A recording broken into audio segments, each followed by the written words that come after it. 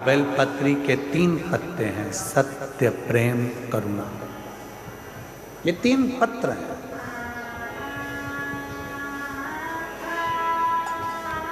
और कोई कोई बेलपत्री 5 पत्ते की होती है तो उसमें 2 पत्ते और जुड़ जाते हैं, समर्पण और विश्वास। उसमें 5 पत्ते की बेलपत्र में 2 पत्र और जुड़ते हैं, समर्पण और विश्वास।